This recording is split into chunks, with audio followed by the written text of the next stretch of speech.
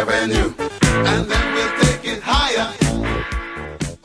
The Game Sports Show is pleased to shout out a partner, additional home, and sponsor to Northern Superior Brewing Company, located on 50 Pym Street in Sault Ste. Marie, Ontario. Northern Superior Brewing Company having a strong presence locally with many beers to offer. With much involvement in the community of Sault Ste. Marie, Northern has a sport and friendly-like atmosphere within its tap room, and during the summer months, it is a must to visit Pier 55 to enjoy some delicious food, amazing view of the water, and view of the Bush Pulling Museum right on the cusp of the Hub Trail, and of course, all of that down with a delicious brew from Northern Superior. Northern Superior Brewing Company. It's a northern thing. Booyah, and it's time for the Game Sports Show, the Twin Sault's only local, regional, and national sports show. We're here live at Northern Superior Brewing Company, not inside the tap room. A little bit of a change. We're inside the brew house for tonight's show, and it's a great atmosphere in here, too. We got surrounded by kegs, surrounded by everything brew, surrounded by Blake Winter, too, in the background.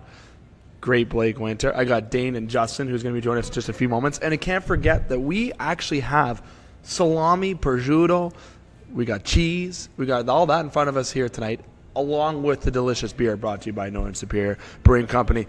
Mr. DeCorpo was very, very nice to bring that over to us here as he's having a private event here tonight. So we got moved from the tap room over to the brew house, but that is totally okay. And as I mentioned, you're listening to the Game Sports Show. It is April the 4th, 2019, and here from Northern Superior Brewing Company, it is a northern thing. And you're listening to the show on thegamesportshow.com, thegamesportshow.podbean.com, or through the Scott Neeson YouTube channel. You may have also been directed here through one of our social media pages, Facebook or Instagram, at The Game Sports Show and at The Game Sports Show SSM, respectively.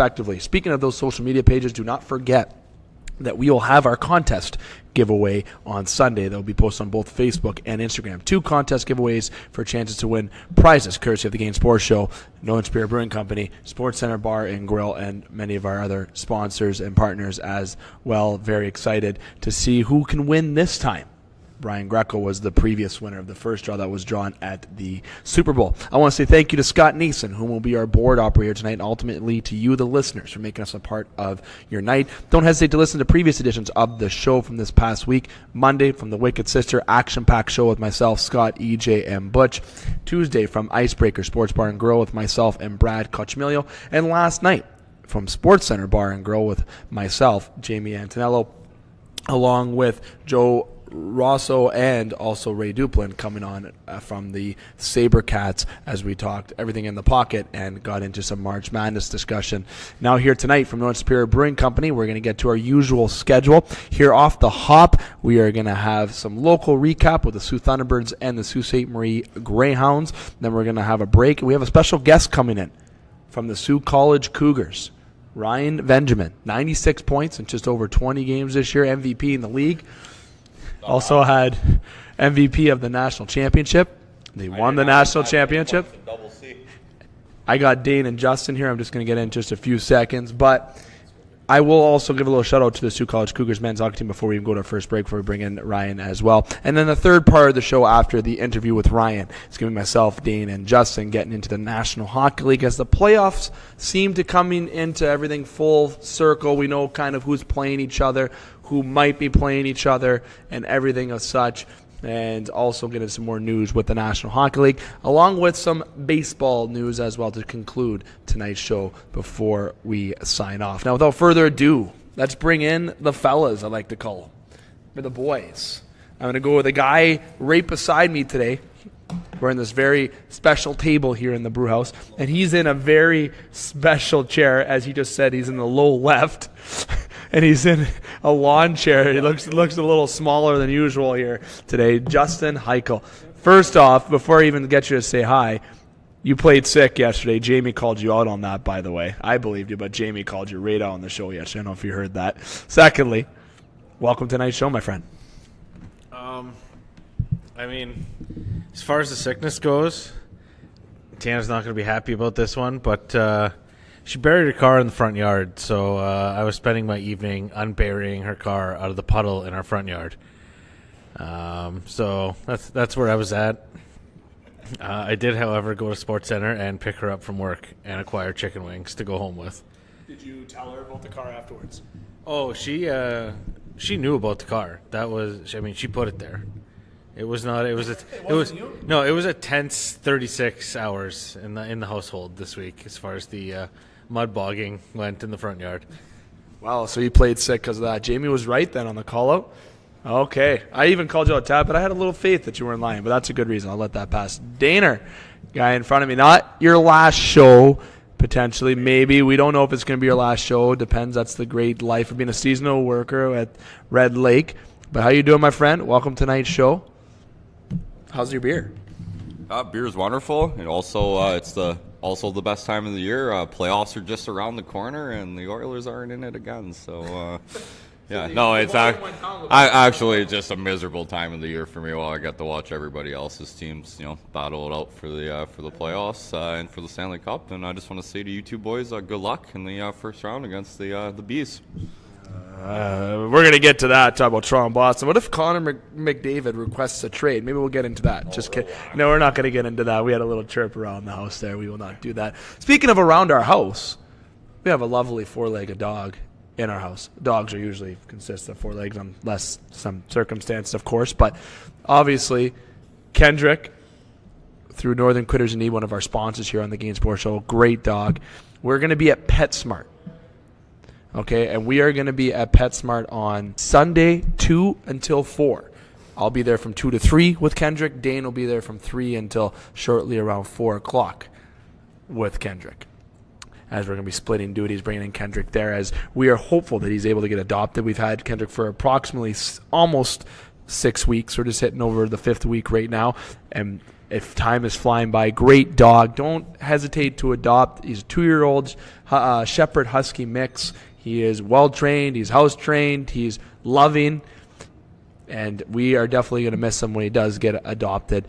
But we definitely want him to find the home that he deserves. So make sure you check that out on our Game Sports Show Facebook page or through my Facebook page, as well as the Game Sports Show's Instagram page to get some more information. Don't hesitate to reach out to one of us on the show if necessary. Now, fellas, I'm going to jump in and talk about the kind of the local hockey roundup quick before we go to our first break.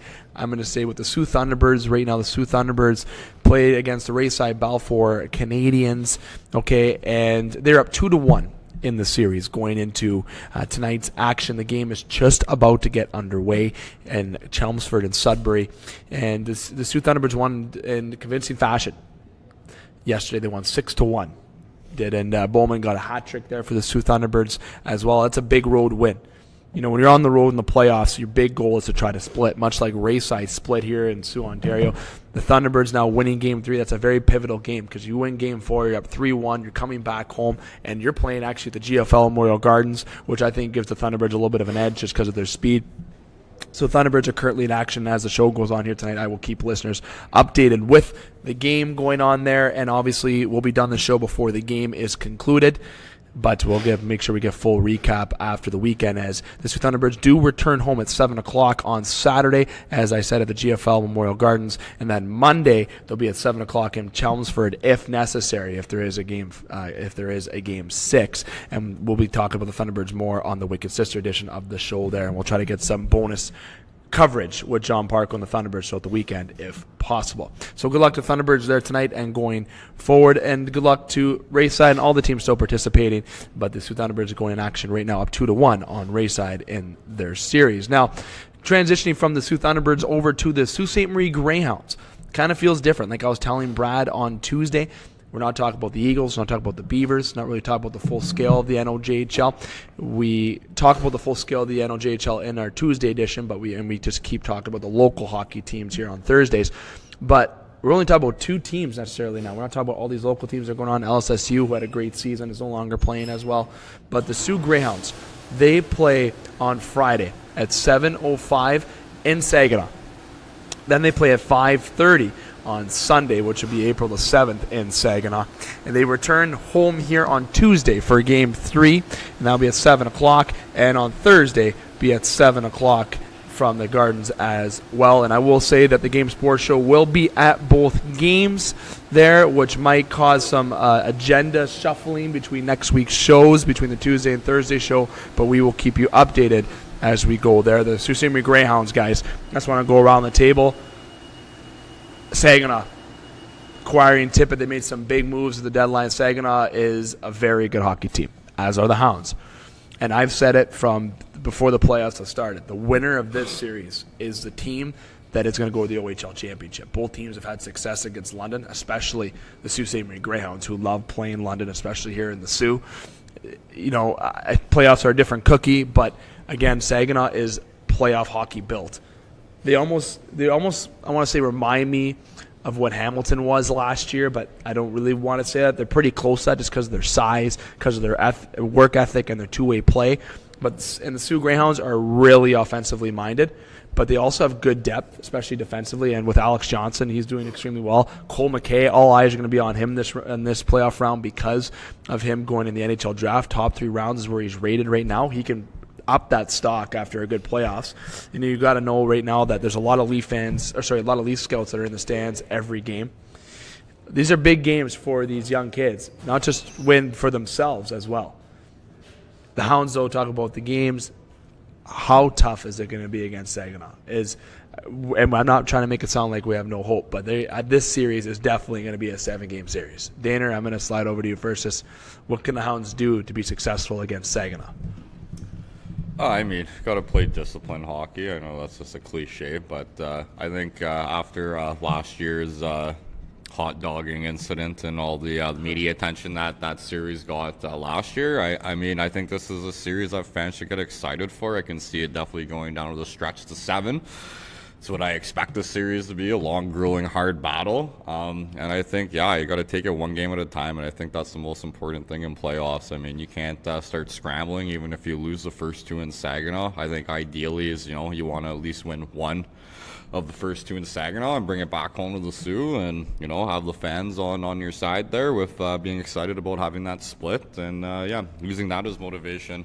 I mean, I just think it's going to be a good, hard-felt battle between both teams. I mean, I don't really give the leg or, the advantage to either side. I think, there's Saginaw's definitely a better hockey team than they were last year, and I think the Greyhounds know that, and they definitely have to understand that going to the series, that they're not going to walk all over them like they did last year. And I think the games that they played against them this year, they have an understanding of what kind of team Saginaw is this year. So I'm looking forward to the series. I'm hoping I can catch Game 3 before heading back up to Red Lake. Support the boys for one last game. And, hopefully we can move on, play London. I would love nothing more to see us beat. London's going to move on, right?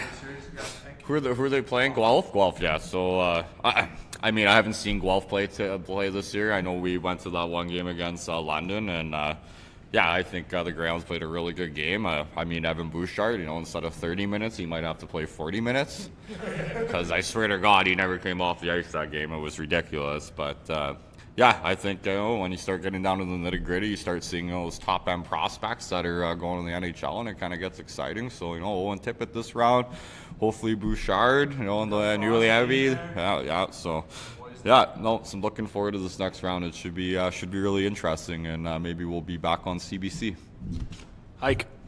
Well, I mean, I think one of the keys here is the veterans got to remember, what it was like last year to get through that series, and to play smart hockey, like Dane said. You got to play disciplined hockey. You can't. None of the riffraff. None of the showboating. None of that. No bad karma. Don't get Don Cherry yelling at us again. Like. He's already yelled at the Sioux, I think, once this year already. So, I mean, we're only 3 months into 2019. But no, I think, discipline hockey, definitely winning at least 1 out of the 2 in Saginaw before coming home. It's going to be a tough barn to play in down there. Oh, yeah, it's an electrifying atmosphere. And I think when they come back next week, is it Tuesday, Thursday next week, we got to make it just as tough of a place to play here. Show the guys some love and, show the Saginaw team that it's a crummy place to play when you want to come in here and try and beat the Hounds. Well, I remember, I'm just being to add to that. If they don't win one of the first 2 games, you can't get too down on yourselves. I mean, we have such a great atmosphere in the GFL. Use that to your advantage. You can win 2 quickly, go back to Saginaw. And, you make it to Game 7, even if it's in Saginaw. Anything can happen in Game 7s, right? I really feel home ice advantage isn't really there for Game 7. I think both teams are riled up to play in that Game 7, and it can go anyway. So you got to stay focused. one game at a time. Wow, look at Dane bringing a little bit of extra juice, one game at a time. So intense. You're the captain now. How do you think the Philadelphia Flyers came back against the Boston Bruins down 3-0 in that series, and then inevitably ended up going to the Cup final losing? But I mean, you got to focus on that. If you're down in a series, you just got to focus. You can't think about Game 6 when it's only Game 4 and you're down 3-0. So, I mean, don't lose focus if they lose the first two. I mean, the series isn't over if they lose the first two in Saginaw. They got a good enough team to make a comeback. They definitely do. And it's going to be a very exciting series all around for sure. And like I said, they are in Saginaw Friday, Sunday, and back at home Tuesday and Thursday, people.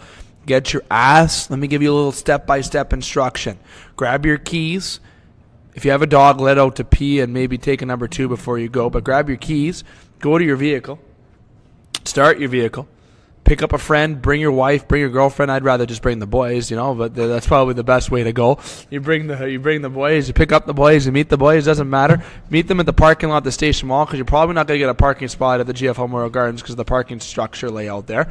So you probably get a parking spot. You open your door of your vehicle, you waddle your ass down the street, and you get to your seat or your standing spot, and you chant, "Go Hounds, go." That's exactly what you do, and you support the boys. Get out and enjoy this. We've had a good team for how many years now?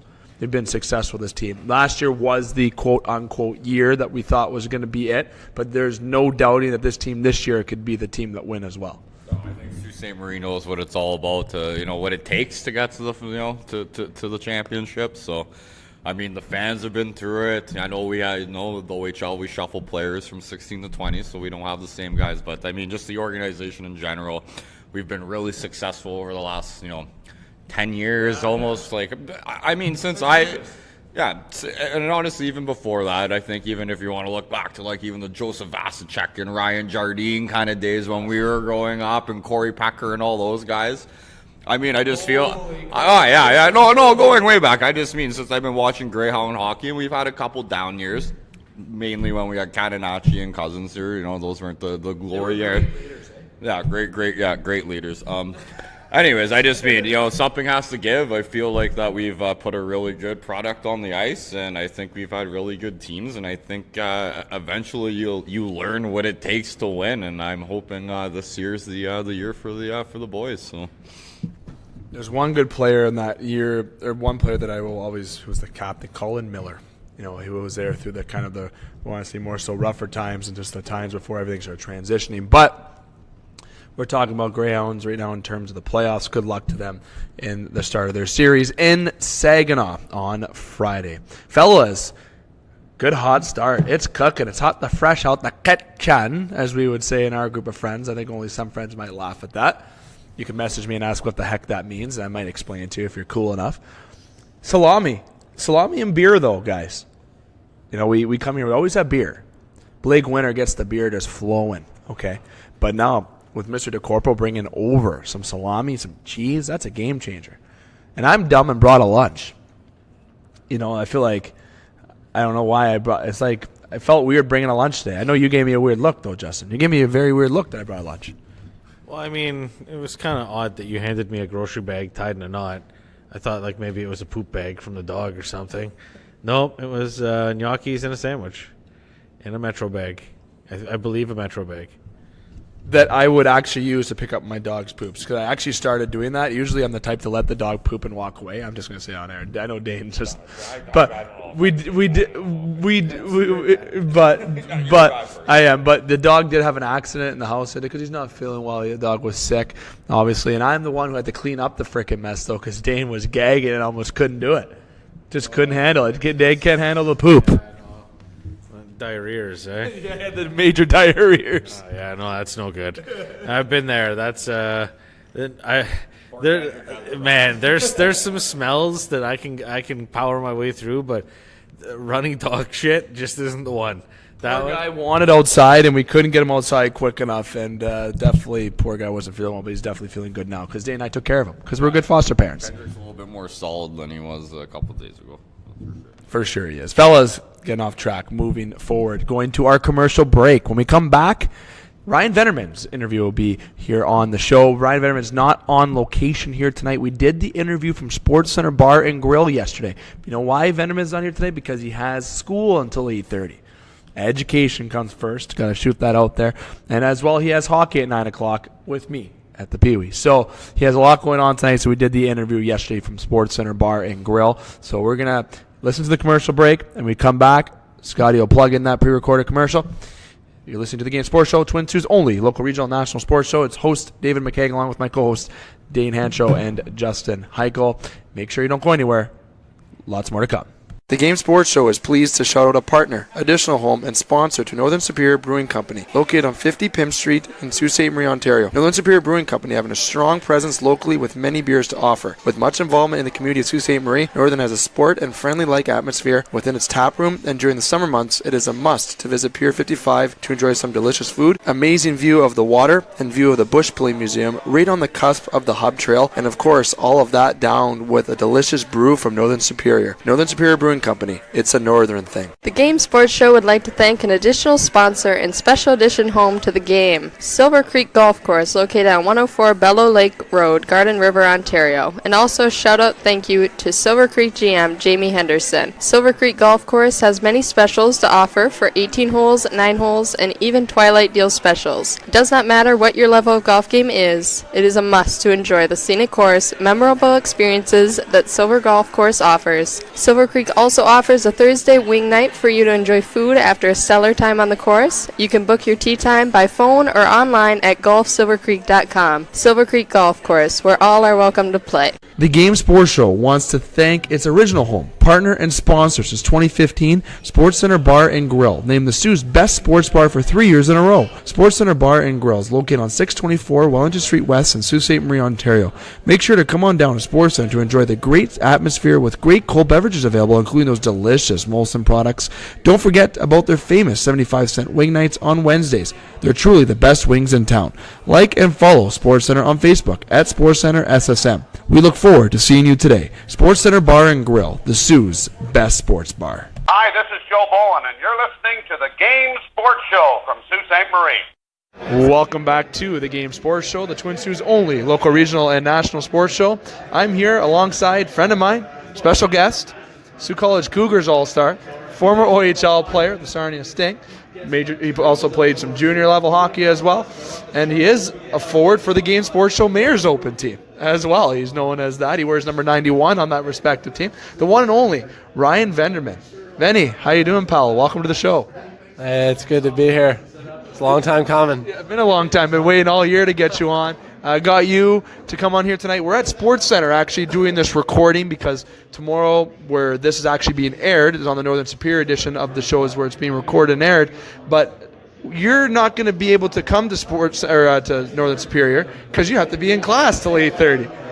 You got to be. Hey, education comes first, my friend. I like that. So we're doing a little pre-recording from Sports Center tonight. So you're getting a little gist of what we do here at Sports Center. Thursday show is everything hockey, which is where this will be aired, as I mentioned. But you had school. You took the time to come in, but school first, right? Yeah, for sure. School first. Like you said, tomorrow's class till 8:30. Class 9:30 a.m. till 8:30 at night. So it's going to be a long day, but a big game at 9 o'clock. Big game at 9. You and I play at the Pee Wee against Roadhouse. Not that it really matters in the standings anymore, but we win. There's a chance for first, but I think we clinch second place, which as a first-year team in the league, everyone kind of said, we don't know where this team's going to be. We got doubted by a lot of people. Definitely proved them wrong. The Mayors start this Sunday for you and I, but we're going to get to that fun talk a little bit later on. We got something big to talk about first. You and the Sault College men's Cougars hockey team just won the Division III National Championship in Texas this past week, and you got MVP. You won in decisive fashion. You're the captain of the team. Unfortunately, one of your alternate captains, Austin Rowe, went down with an injury, which means he won't be playing in the Mayor's Cup with us, unfortunately. Big loss. But, you're able to still pull away with the win. The first Canadian team in history to win that, which is amazing. And I got to give credit to yourself, Mike Hall, the players, Hebert, just throughout the entirety of the Sault College Athletics and the players. Congratulations to that. Talk about that experience. That must have been, I'm going to say flat out, that must have been fucking wild. Yeah. Well, first of all, Oz getting hurt, that was tough for our team. That was a really big bummer. It felt bad for him. Might be his last game of hockey he's ever going to play, like competitively like that, and we're all bummed about that. But other than that, it was an awesome week. It was in Dallas. We had wearing shorts and a T-shirt the whole week. We got a practice in right before we started playing. We have 5 games in 5 days, and we went undefeated. We won all 5 games, and we were rolling. We got off to a little bit of a slow start the first game, but after that we were rolling. And give credit to every guy on our team. Everyone bought into the role that they had, and we really locked it in and played our best game. We played our best games of the year, and when we needed it most.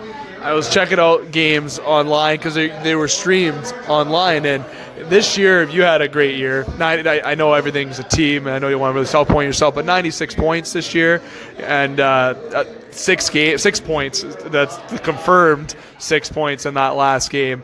You had a great year yourself. You must be proud of yourself, but also the team. You had a great group of guys. O'Flynn with Ozzy, Komet, Nets, just to name some guys. You had a very good team. Now, next year, there's rumors. I don't know if the Sioux College is going to be moving up next year.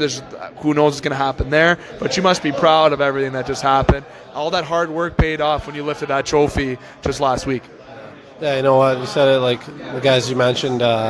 You grew up playing with these guys, and it's so nice to win a national championship with them. We worked hard all year. It's tough going to school, going to practice a couple times a week. We played only 4 home games all year, and it was honestly a grind because we were going away mostly every weekend, and it's just nice to see the hard work pay off for everyone. And for a lot of guys, it's their last game ever, and to win a national championship in the last game is pretty sweet. Like, it's something that we're going to have for the rest of our lives. It's nice. That's a memory you're never going to forget. And you have something that a lot of people don't have, a national championship ring. No one else, Division III Canada or in any kind of, if that's national championship, not a lot of people have that. That is definitely a gift, as it gets a little bit more loud here in the background at Sports Center. But that experience playing down there, you said you were in shorts and a T-shirt. I don't know if you had time to go play any golf. I doubt that you had any time to do any of that down there. But how was the atmosphere in the rinks? I know you and I were talking about it off air a little bit, but just talk about it on air here. The atmosphere, the rinks played in. Talk about that. The atmosphere in the games was unreal. Like, first 3 games in a little smaller rink, so it was actually really loud. And we had a lot of fans from the college. There was probably about it seemed like there was 30 to 40 of them with parents and a lot of people from the school came down. And then they kind of sat on one side of the rink, and all the other fans, every team we played, they had a ton of fans. And, it got pretty rowdy. They were chirping us, and they were going at it with us. So, yeah, because they didn't like us, they were yelling, "Go back to Canada" every game. And, it just kind of fired us up even more, and we got the best of them. It was the best. What, for yourself, kind of going to go for your individual side here, what made everything work this year? Kind of like one of teammates in the Mayors and also at Sioux College, O'Flynn and Ozzy have both said that just seems the puck just went in, everything went your way, and obviously you have the talent, Benny, that's no secret. But what do you think was successful for you this year, getting the amount of points, helping the team win? And obviously you're surrounded by a good group of guys, but you must have found something for yourself that you felt really worked well for you. Yeah, I think it was just my teammates. They were just we moved the puck so well, and they made it so easy. I literally just had to get open and just fire the puck, and they made it so easy. They playing with Max Cull and Ozzy Rowe, like you were saying, and they're such good passers, and they would I would literally be like, you know where I'm gonna be, and they're like, yeah, I know where you're gonna be, and then they just fed me the puck, and then vice versa. We just knew where each other was gonna be, and the chemistry on our line was just unreal all year. We would score goals, and we would never be satisfied either. We just want to keep going, just because we want to keep winning and keep scoring. It was fun. It was just a fun year. And that's the whole point of it. You had a group of guys that you knew won it. I know you've played with some good teams growing up. Obviously, I always talked about on the show that I think Sault Ste. Marie hockey beyond the 1997 birth year has been kind of really inconsistent and whatnot, but we have a lot of good players that are in their early mid to later 20s that didn't end up going anywhere, and you guys, along with Ozzy and along with old Flynn, Commett, those guys I mentioned, won a national championship. And it's absolutely amazing. So how about the kind of the schedule down and playing that kind of schedule and just kind of following that ACHA rules? Was it any kind of different than being up here and playing games? Was it just a different feeling being in that national championship compared to season games? Just that overall experience. Yeah, like definitely the feeling was totally different. I found, I think everyone would have found it too. Like the games were just, like playoff games. Like it was just like way more intense. Like you can tell, like everyone on the team wanted it. Everyone was zoned in. No one was everyone was just zoned in and like going as hard as they could. Like everyone wanted it more than anyone. It was so fun to be a part of, because it's so fun to be a part of a team when like everyone's going after the same thing and everyone wants it just as bad. That's the key to success. Like, because if you want it bad, like no one's gonna get in your way if you want it that bad. When you want something, you get what the hell you want, basically. Exactly. Now, is that? I may as well put you on the spot here. Is it going to be? Was that your only year playing, or is there an opportunity for you to play next year, or is that still kind of wait to see sort of thing? Yeah, I still gotta wait and see. I'm going to be going to Algoma University next year. I can get a degree in 1 year, so that's kind of a no-brainer for me to get that. Education's important. Exactly. Education's super important to me. Like I'm 23 years old right now. Hockey is super fun and all, but the way I would come back is if I took some courses at the college. It's still a possibility for sure. I'm definitely not ruling it out. I want to play. It's I love playing hockey. Like I love everyone on the team. It's a great program Sault College's got going, and so yeah, I'm just not sure yet. We'll put it at that. Kind of put you on the spot, but I get to do it. It's good. It's going to be.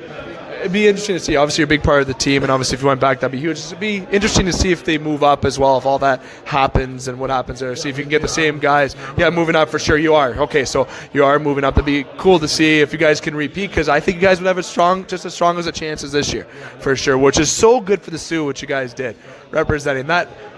And I said it on yesterday's show not yesterday's, on Tuesday's show. It would be yesterday's based on this recording, but from Icebreakers, myself and Brad, we've heard a lot of ups and downs when it came to the league.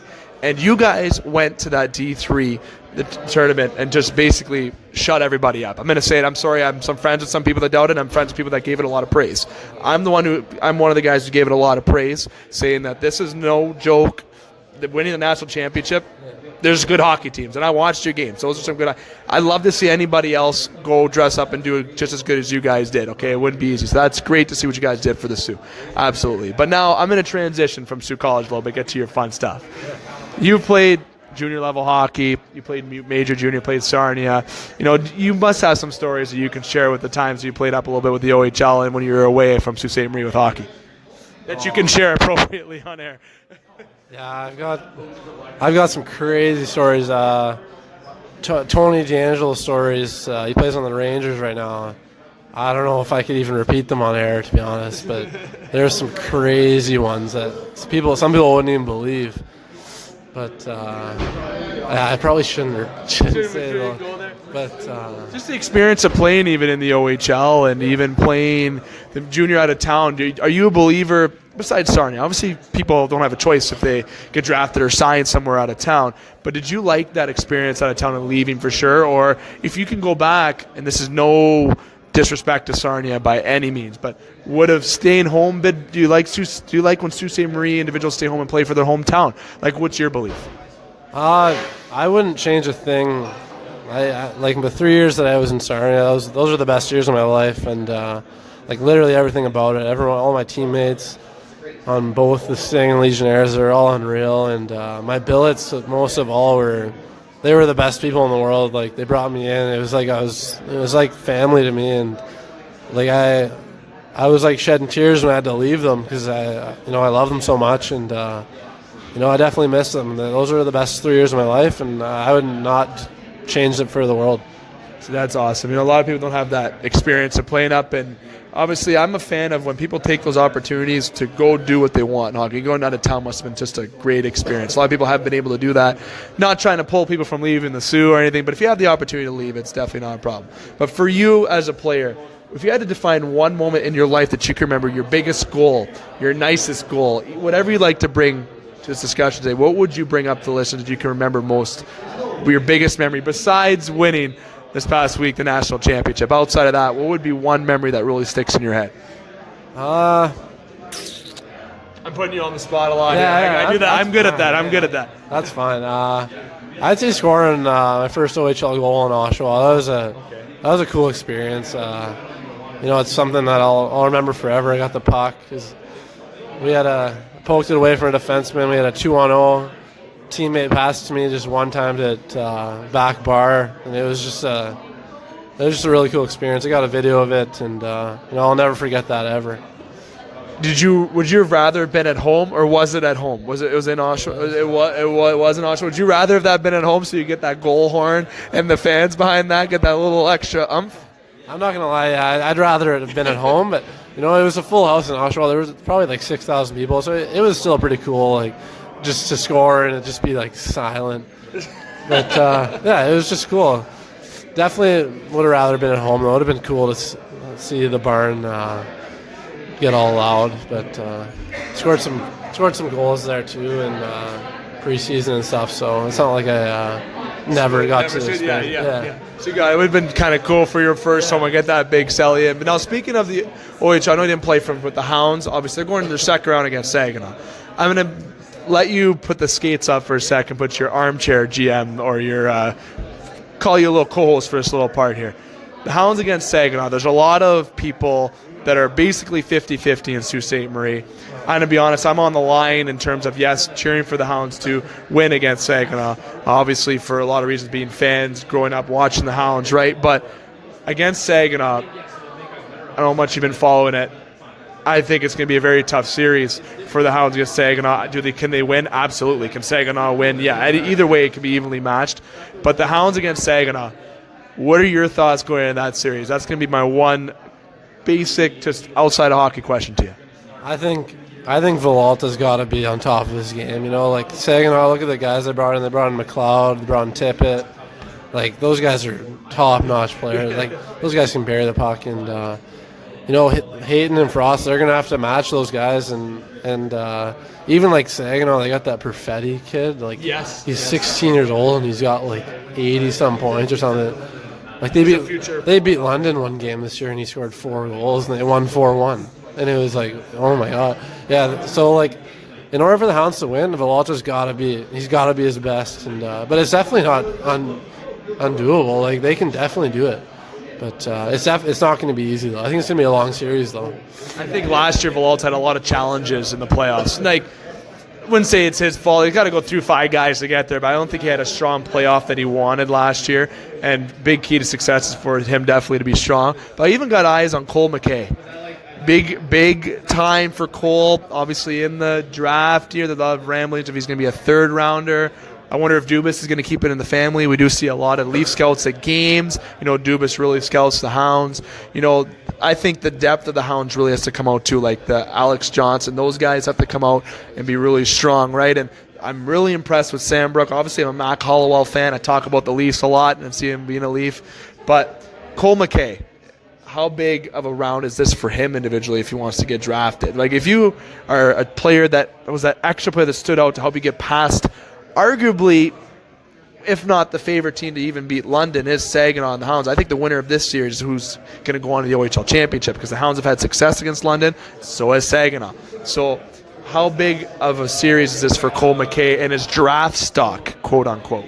For Cole McCaig, it's obviously been a great season. He's a great kid, and I think if he has a good series, like, it's a no-brainer for a team to draft him, obviously. I think right now it's a no-brainer to draft him. He's showed he can play. Like, he can parry the puck, he can skate, he can do it all, really.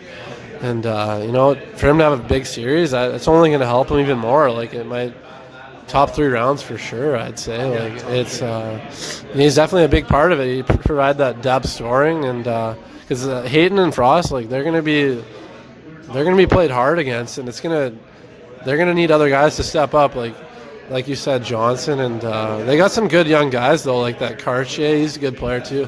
It's impressive what the Hounds can do, have been doing through the draft. They got a lot of young good guys. It's it's pretty impressive what they've been able to do. Every year it seems like they're always such a good team. It looks like they're going to be continuing that, which is good to see. Every year, ever since Dubas got there, you got to backtrack. You got to give it to Raftis now. He's been continuing that. They made the playoffs every year.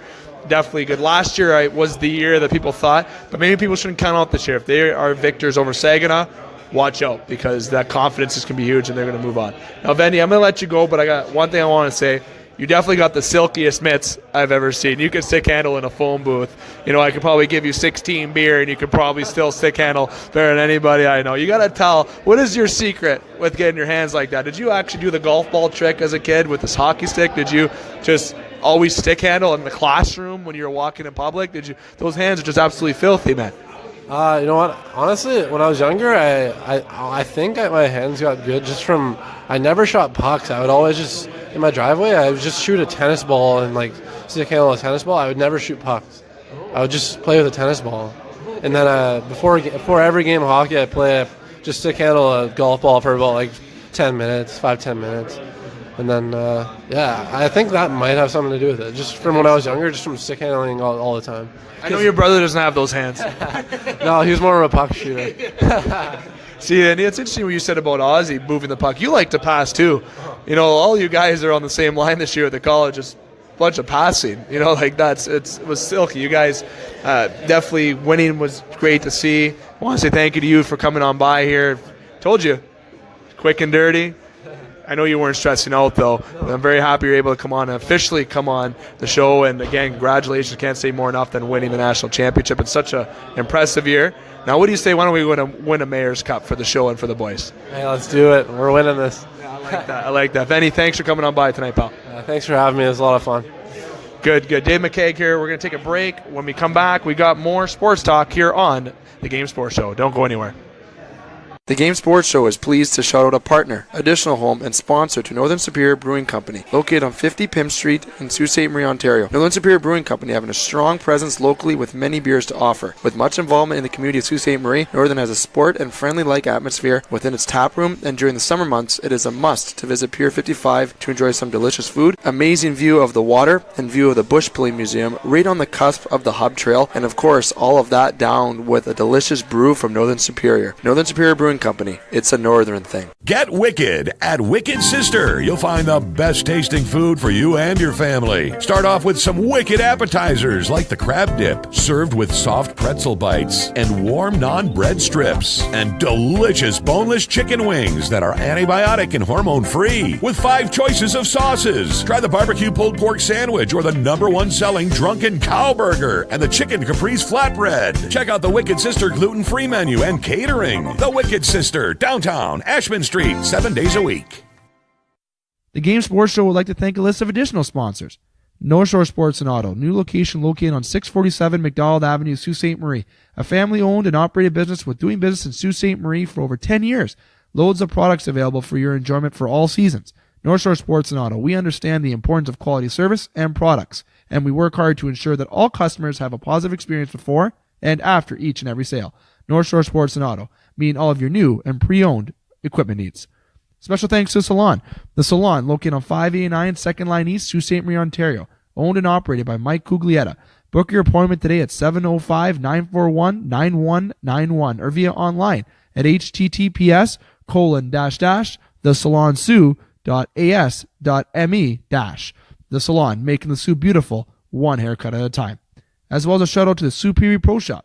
The Superior Pro Shop, located inside a Community First Credit Union Superior Arena on 285 Northern Avenue East, Sault Ste. Marie, Ontario. Owned and operated by Jeremy Paquin and ran by Larry Monroe. Superior Pro Shop, for over 40 years, meet all of your skate sharpening, skate repair, and hockey needs. Also to Discover the Canvas. Discover the Canvas, located on 317 Wellington Street West, Sault Ste. Marie, Ontario. A beautiful new renovated building owned and operated by expert artist and Sioux native Katrina Thibodeau. Katrina taking her talents of the ink in Sault Ste. Marie and truly creating the best and most realistic art locally. Call Katrina today at 705-450-8099 or email her at discoverthecanvas@gmail.com to book your tattoo or consultation today. Hi, this is Paul Maurice from the Winnipeg Jets, and you're listening to the Game Sports Show. Welcome back to the Game Sports Show, the Twin Sault's only local, regional, and national sports show. It's Dave McCaig here alongside and rejoining Dane Hanchrow and Justin Hykel. You just heard an interview from Ryan Venderamin, Sault College Cougars forward, national champion, MVP, league, and playoffs / national championship MVP. Congratulations to Sault College Cougars. I didn't have enough time to give them a little plug at the beginning because we had time constraints there. So let's give them a little plug now. Sault College Cougars absolutely dominated, as you heard in the interview, and rightfully so. They had a great team, very special. Congratulations to the Cougars for winning the ACHA Division III National Championship. That is amazing. The first Canadian team to ever win a national championship. That's history in the making. Great job to the Cougars. Excited to see what the upcoming season brings for them, and the Game Sports Show will be right alongside there as well, covering you for the Sault College Cougars and everything local. And as you probably heard in the background, Dane just took a nice little big burp. He's been absolutely getting messages and Snapchats here. All you ladies out there got to stop messaging the guy.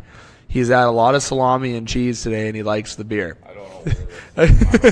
But Justin, I know you're not T-Bomb. You're probably talking to the wife, but there's no, you're not getting any random Snapchats anymore. Those days don't happen anymore. I was currently discussing if we were having chicken nachos for supper. I like chicken nachos. Yeah, you got to go chicken nachos. It's actually not chicken. The right word is actually chicken. Okay. You're not coming over, so it's chicken nachos. When am I going to be able to come over for dinner? That's the big question here. When am I going to be able to have the luxury to come over to the Hykel house with Kendrick? With Kendrick. When are we having a work party at Hykel's place with the dogs? When the snow melts, so we can barbecue on the deck. Okay, yeah, Dane will be back in Red Lake. And speaking of Red Lake, Dane was just saying in Red Lake there is no snow, and Canada is heating faster than anywhere in the world right now. That's from Dane Hanchrow, everybody. That's from Dane Hanchrow. That's from the news. What news? Give me this. Environment Canada, I'm pretty sure. I think that's potentially where I seen that today. Okay. And I also got a picture of the bunkhouse in Red Lake, and it doesn't look like there is quite as much snow there as last year. That's all I'm saying. I'm not a scientist. Don't put words in my mouth there.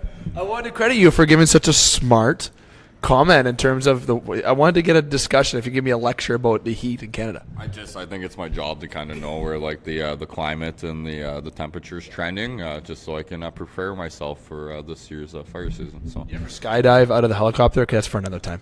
That's for another time. Video game. He's not doing that. I would. Would you Grand Theft? There is people that jump, fire jumpers, smoke jumpers that use like jump out of the helicopter or a plane like with a parachute. I think you should consider doing that job. Would you do that? Would you do that?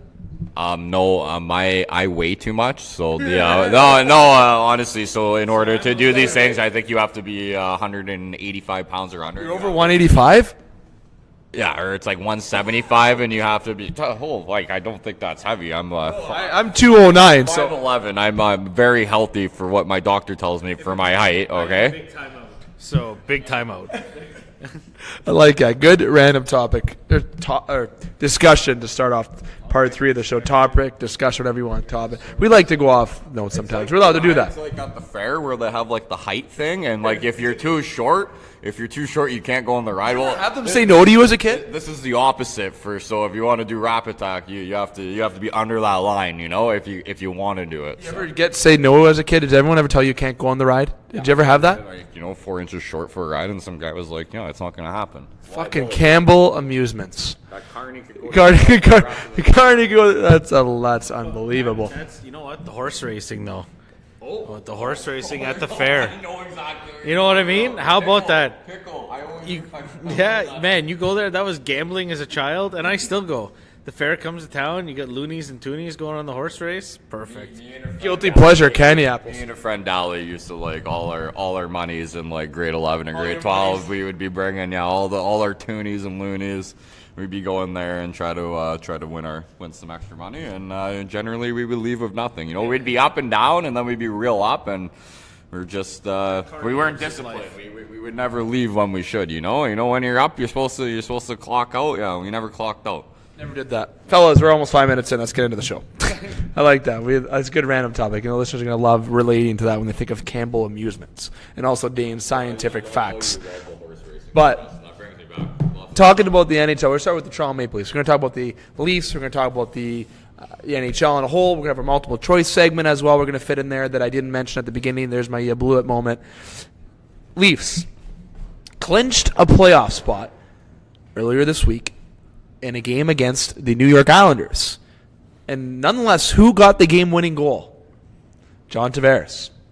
It's funny how the quote-unquote hockey gods work, as somebody named Don Cherry would say, someone that I have met a couple times. And I'll say he's definitely a knowledgeable guy. I know people are saying that Don Cherry, when he chirps the Sioux, and a lot of people from the Sioux might not like that. But you know what? The guy did and does know still what he's talking about. I know he gets a little crazy on the TV right now, but I'll say my whole point of that is John Tavares got to rub that into the fans of the New York Islanders. But here's one thing, though. The Islanders are also in the playoffs. So, nonetheless, everything all worked out both sides. Statistically, they're a better hockey team. Statistically, but they're definitely not a better team because they play in the Metropolitan Division, which is a less division than the Atlantic Division. Beg to differ. You bet. How is it different? Tampa, Boston. Who's Tampa's better than Washington? Stanley Cup winners play in the Metropolitan Division. That's where you're gonna go. That's it. I'm talking today. It doesn't matter. You got to beat the best to be the best, and Tampa can't even make the Cup final. Who's better right now in a series, Washington or Tampa? Honest to God, when it comes playoff time, I'll take Tampa or I'll take Washington against You would Tampa. take them right now. If Washington plays Tampa, you're taking them. Sure. Yeah. I take experience, and I mean, crazy? Pittsburgh's beat teams that have had better records than they have when they've won their Stanley Cups. Why is it any different? The Metropolitan is better than the Atlantic Division. 60 wins doesn't intimidate me. Not when Metropolitan is better than the Atlantic Division. Absolutely, it has way more depth. There's better teams. The Atlantic drops off after 3 teams. Montreal is overachieving, and I would say teams like Philadelphia and Columbus are underachieving. You could maybe put Florida there. There's no way that the Atlantic is better than the Metropolitan. You're smoking something if you think that. I don't think I am. I think people might beg to differ. Maybe at the very top, if you want to stay Tampa, that they have the best. Tampa's the best team in the league statistically, but they're not better. So you're saying they're not? How can you tell me that the last 3 Stanley Cup winners that are in the same division is a worse division than the Atlantic? A division. It doesn't matter. You have to beat the best to be the best. Tampa hasn't beat fucking anybody. Boston hasn't fucking beat anybody since 2011 when they won the Stanley Cup or whenever that was. That's just almost 10 years ago Boston was relevant in the playoffs, okay? Remember who they beat to win the Cup? Boston? Yeah. Vancouver, yeah.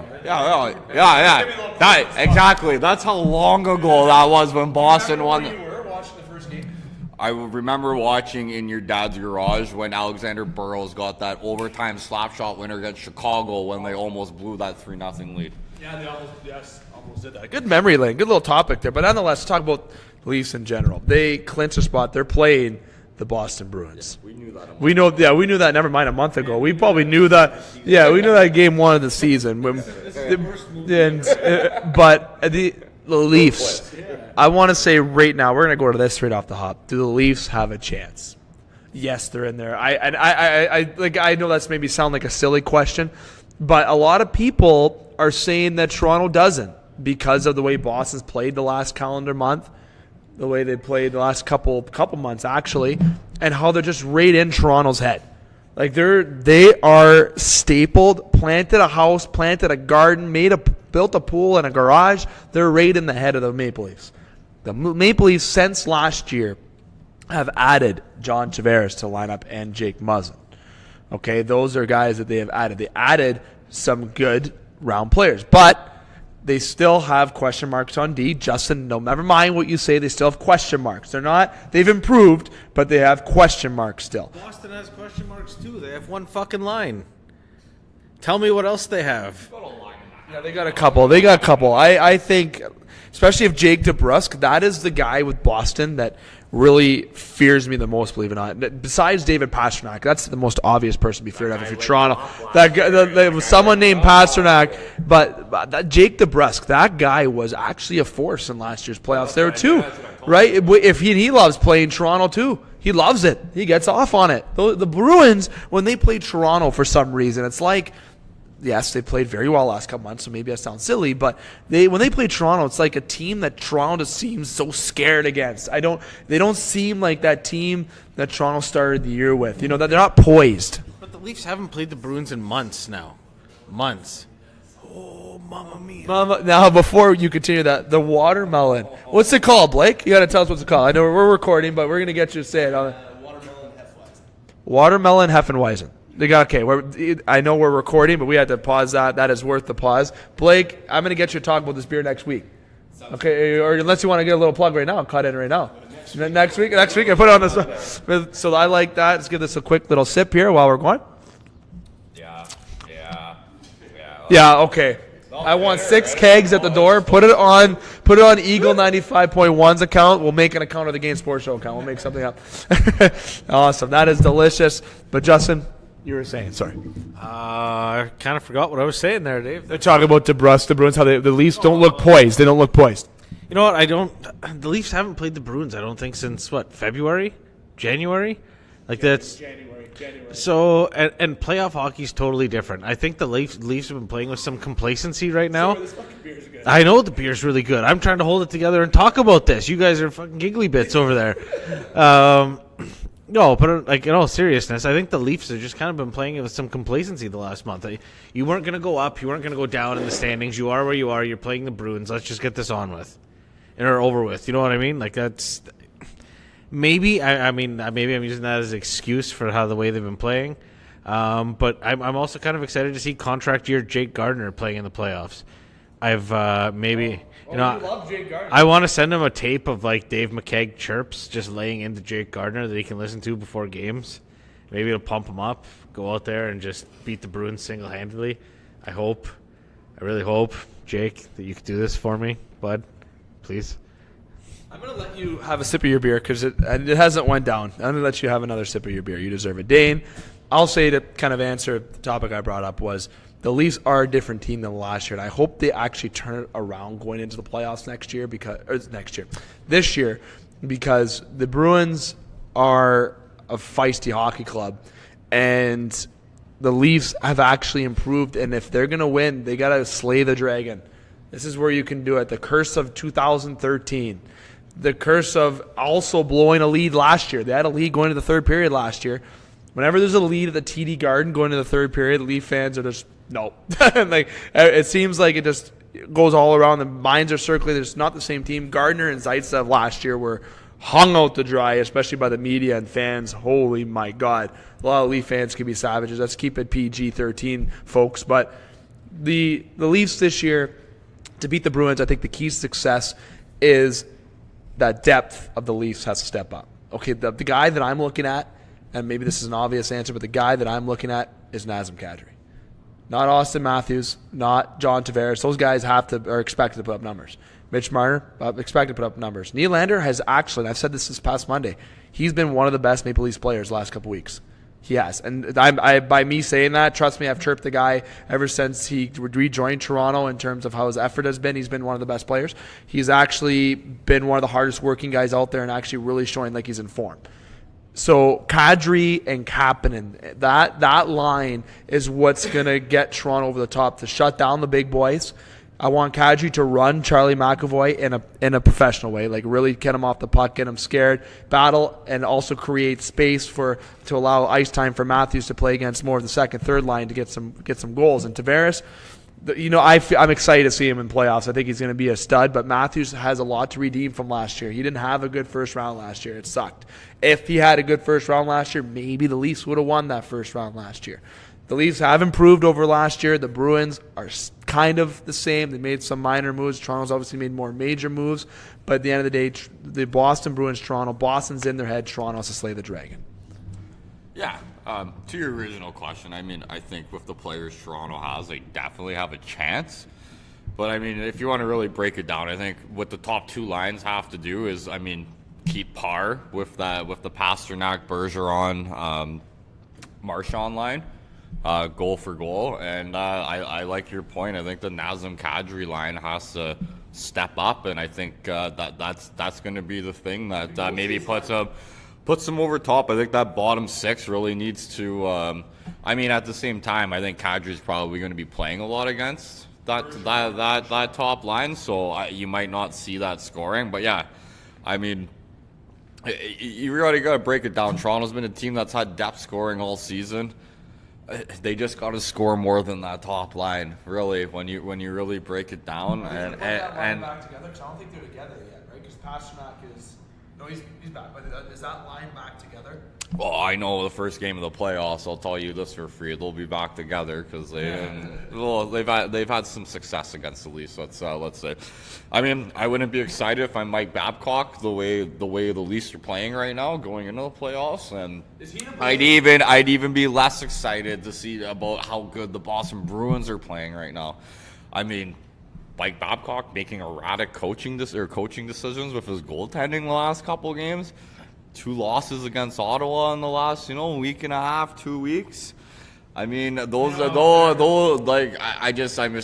a lot of little things that there's a lot of questions being asked going into the playoffs rather than I don't really foresee Leafs Nation and Leafs organization being overly confident going in this series. If they had a better year and maybe they finish in the 2nd seed over Boston, I think, maybe there would be a little bit more swag going into this. But the way I'm perceiving everything and how they're going into this playoff round is I think they know who they're playing, and I think they're a little scared, and I think they should be.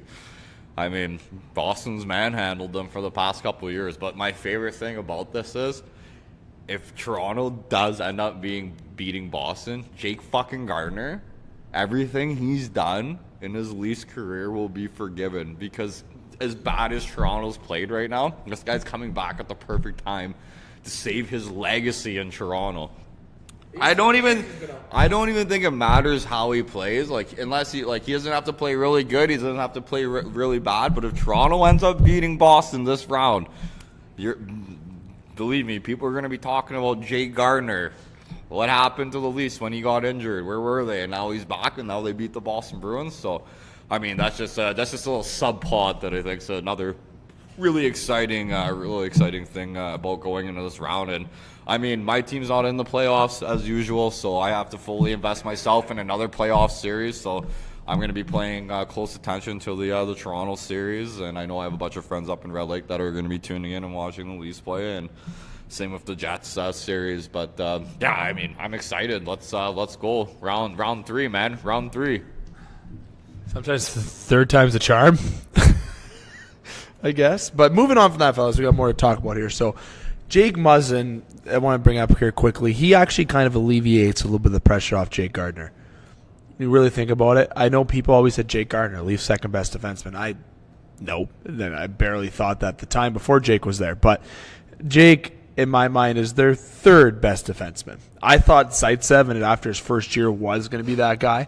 And obviously Lou Lamoriello did too, unless Lou Lamoriello just wanted to fuck Toronto over before he left. I really don't know. 7 years, 4.5 for that guy. I don't know how you're going to move that contract, Dubas, but something's got to be done there. But it's something about and especially from the KHL to come over. But having Muzzin there alleviates that pressure. I actually want Muzzin to play with Gardiner, not Zaitsev. I want Zaitsev to play with Ron Hainsey. What Hainsey with Zaitsev? Hainsey actually made a good defensive play the other day against the Islanders. Hard back check. He's good defensively. Block shots. Zaitsev kind of knows what he's doing out there. But then you have Riley, who ended up playing with Dermott. Now people think that's maybe crazy, but Riley has been a Norris candidate this year. He will be a candidate. I'll tell you right now. Will he win it? I think Giordano's up there. You also have Brett Burns, Victor Hedman to be considered. Injury, right? I think he's at the check to see if he's in the lineup for Tampa tonight. But I don't think he's not playing tonight. No, I'm getting the word he's not playing tonight. Yeah, so they shut him down for the season. So that's the thing is, though, I think if you gave Gardiner the right maybe guy, not because I think Gardiner could improve that way, but if you give him maybe the guy who could be defensive, maybe you could put Hainsey there too. I like that. You can even put Zaitsev with Muzzin. That would work too, because Muzzin needs somebody can pick up somebody. Or I like it. I know you're not as long as Martin Marincin. as long as Martin Marinson's not in the freaking lineup or Justin Holl. I watched those two guys play, and those guys really struggled against Ottawa. Yeah, it's very yeah, without Dermott and Gardner, they were hurting. They were hurting. No, they're not. They're AHL. I don't know about this home guy. I don't know if he's young, new. Oh, sorry. See, I don't even know the guy's name. I just remember watching him the other night with you there, and they look like they're definitely a liability there. So I mean, Jake Gardner will be a welcome back to Leafland there. So one more week. Justin, final thoughts in terms of Leafs. We brought up the big topic. It ate up a lot of our minutes, so we're just going to move forward from the Leafs after your comments. I mean, I think as far as going into the playoffs, if you're concerned about the Leafs play in March, I think the Leafs took 15 points in the month of March, and Boston took 16 in the month of March. So, I mean, I think, like I said, I touched on it earlier, I think there's a bit of complacency, even with both teams. They know what's coming up. They just want to get it over with. Like, let's get into the playoffs. Let's do this. Boston hasn't been fighting for the playoff lies up until the games will go there's a little bit of a difference between Boston and Toronto right now, especially when Boston's like, I can't move down and I can't move up in the standings, so maybe let's rest some guys. There's a difference, but there's a. They've rested Rask, but Halak is not a joke. He's had a good year. He's very well right now. Pasternak was injured. I mean, the Leafs have been injured too. Yeah. So our defense was, like you said, I watched that game in Canadian Tire Center, and I saw, I saw one thing. Hole and Marinson were a unit in Ottawa at the game. I was there for a bit. Holy shit. Cale Rosen, the guy that I want to say quickly before we moved on, the guy is everything as advertised. The guy, played 4 games his career before the other night against the Islanders where he got his first goal. He's fitting in nice. And now if I'm Zaitsev, I'd rather play Rosen over Zaitsev. They lose the first 2 games in Boston, and that bottom, 5-6 defenseman, Zaitsev has a bad game. I could see Rosen gets a start in Toronto, 100%. I will almost guarantee you that happens. If they lose the first 2 games in Boston and it's because of defense, I could see Rosen getting in there to shake things up for sure. I think he's played good enough in the last couple games for Toronto. He's been an exciting guy. I think, they're going to need something. I mean, they're so used to just down 2-0 going back to Toronto. So now Anderson, I'm going to say from my multiple choice question is he looks like he's playing the rest of the games this year. Garrett Sparks heard in the interview that he's going to support Anderson the rest of the year. Yeah, you are. You sit your fucking ass on the bench and watch Anderson play. That's exactly what's going to happen. I actually wouldn't mind the Leafs to play Hutchinson the last game of the season, to be totally honest with you. Rest both guys, but they have one. Yeah, there's a lot of stipulation when it comes to that. I thought Sparks would play the last game. It seems like Anderson will play out the rest of the season for the Leafs. The Leafs are in action right now against Tampa, currently up 1-0. As we are talking here on the Game Sports Show live from Northern Superior Brewing Company. And just a little update, out-of-town scoreboards to Thunderbirds and Ray Seibel for Canadians. 1-1 in Chelmsford at the end of 1 period. Boys, we went about 7 minutes over that Leafs segment there, so we're not going to speed anything up here, but we're going to move on to some more NHL discussion. And I actually think one thing I want to bring up is the Edmonton Oilers. The Oilers had a season this year that, is it fair to say that was not as expected? Is it, or I don't? Some people thought maybe this team would be a bottom seed in the West. Maybe I don't think anyone had them picked to be a division winner, right now, but they're pretty down there right now, absolutely. But the Oilers now, okay, there's been so much nonsense. Okay, and the nonsense has come out of Toronto, and the Edmonton Journal reported this 4 hours ago too, how Connor McDavid apparently wants out of Edmonton. Here we freaking go. And apparently it's coming out of the Toronto media, which, is how big of a surprise is that, right? The Toronto media is stirring up shit, right? Now, obviously, I don't think that is going to be a thing. The Leafs made a big signing, signed OHL goals leader Justin Brazeau to the AHL deal. That's some other news in the National Hockey League. The Leafs, Dubas getting into that. But McDavid, player, speaking of player that's a captain of the Oilers, he's the heart of the Oilers. A trade I don't think is realistic with these rumors, but what is your thoughts about these nonsense rumors of Connor McDavid wanting out of the Edmonton Oilers? Be free, man. Be free. I mean, I would certainly be frustrated if I was Connor McDavid. I mean, he's not going to move until the end of his contract. I'm going to tell you that for free. I feel like the legacy, just the overall legacy of the Edmonton Oilers, and the guys that are still involved with the organization, with Gretzky and Messier, and thank God they're not part of management and they're just there for ambassadors of the team. I mean, Peter Chiarelli really fucking set us back. I mean, constantly made terrible trades, poor draft decisions, and it goes on. I think the bright thing for the Edmonton Oilers is you really got to look at the Bakersfield Condors this year with how good they're playing. We actually finally, in 10 years, 15 years, we are finally starting to develop good prospects through our AHL system and players outside of the top 5 overall in the draft. And I mean, we've even missed on first overall picks. If you look to Nail Yakupov, drafting has been such a big issue in Edmonton. And I think if you really want to look at it, it's really forced GM's hands to have to make these trades because, now you have Connor McDavid. Now, all of a sudden, we have to be a fucking playoff team the first year we get Connor McDavid. Oh, we don't make the playoffs. It must be Taylor Hall's fault. Let's trade him for fucking Adam Larson. Blah, blah, blah, blah. Everybody knows the story. We won like 19 games in a row in Bakersfield this year. Tyler Benson just was the AHL Player of the Month. Second-round pick for the Oilers. I mean, other than Jujhar Khaira and Clefbaum, which I've said over and over again on the show, is the only guys that have even made it to the show that we've drafted outside of the first-round pick in years. So, I mean, we have to have the right people come into place. I don't know who's going to be our coach next year. I don't know who's going to be our general manager next year.